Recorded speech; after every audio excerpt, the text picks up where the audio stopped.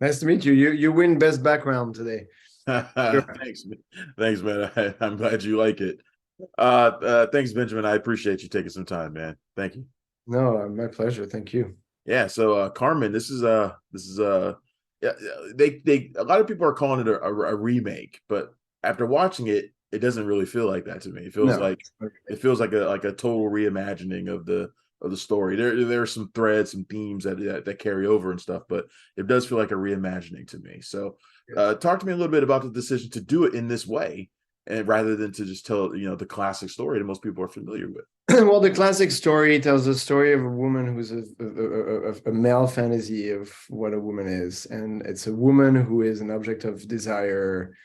Her sexuality is represented, but it's not a woman who really experiences love or can love or be loved in the opera. And it's a woman that men are afraid of and that gets murdered at the end of the opera. And I really wanted to reinvent the character as well, portraying her freedom, portraying that fearless quality, portraying her integrity, but also make her human to love and be loved, and celebrate that freedom and not murder her, Right. in the way that she is in the opera. And I just wanted to have an experience with a man that's completely different than anything she's ever known. And same for him. This is someone that whose life, like so many of these men who come back from the war, who are abandoned by the government, who are completely, or ghosts walking through life. And yet, he's sort of chosen to have this meeting with this woman who is unlike anything she's ever seen. And maybe, for him it's like death is okay at this point, and he sort of he he carries her through life as and she carries him to death. There's this kind of exchange in the film that I really love. Yeah, you're bringing in a couple of really like important themes: soldiers returning from war, immigration. Uh, Talk to me about the decision to kind of incorporate these themes, which can be kind of hot button, into the story.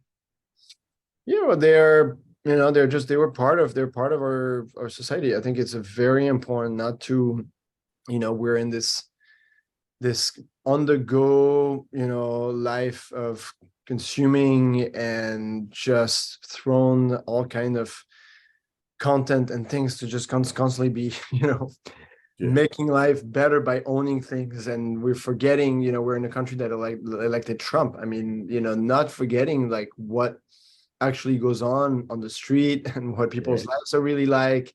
And I there's such a danger because we live with this veil. And now and really, that's just being living in LA and being myself someone who's traveled from to several countries, before my love of dance. um is a story that I was interested in telling, kind of like the brutality and the stupidity inherent of like this idea that the border crossing and the way that you kind of welcome, people in need to who really just want safety and freedom, that are welcomed into kind of very barbaric fashion. And still, I mean, obviously things got much worse under Trump, but I mean, you still have private prisons and you have still immigrants that end up in these situations that are horrendous for years. And then, right. it's and the people who risk their lives to cross the border unaccompanied and aren't and are welcome with just terrible, most terrible conditions. And it's a very important issue because climate change is going to emphasize that as much, a lot. Like we're going to have more and more immigration. People are living in places. I mean, it's already happening, and it's just gonna get more and more important. And these are issues that we really have to address. I know this film has been a long time coming for you, from getting to now, and it's finally coming out. Talk to me a little bit about how the film has how the project's evolved over the years, and also how the emergence of Melissa Barrera and Paul Mescal has maybe helped out the film during that time. Yeah, there was a long process with music. It was also a long process because I have a career in performing arts. So Mhm. I wasn't in a rush to necessarily make the film. And I did it at my own speed. And then, but the music was always an integral part of the creative process, and it inspired the atmosphere and in my own head, just the process that I have, that I in my response to music for dance, but also here visually. It's music evokes atmosphere and in my head, and then how do you have to then it just becomes very clear, this is what it needs to be, and this is what the visual language needs to be, and this is what the aesthetic should be, and how does it accompany the kind of emotion that you want to kind of actually bring, so people hear the music even more. Everything should build up to the music helping the narrative, and the narrative helping the music. Absolutely.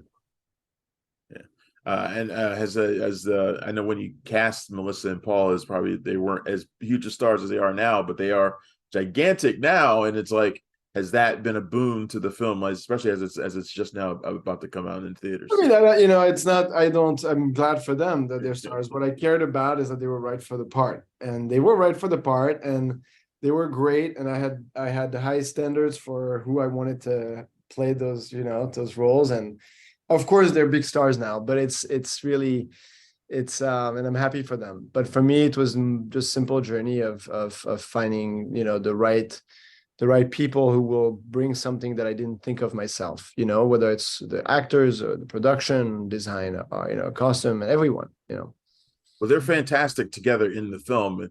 What is it that you saw in them that made you say they're perfect for these two? Well, Melissa, I wanted a Mexican woman who could sing, act, and dance, and she embodied the character completely.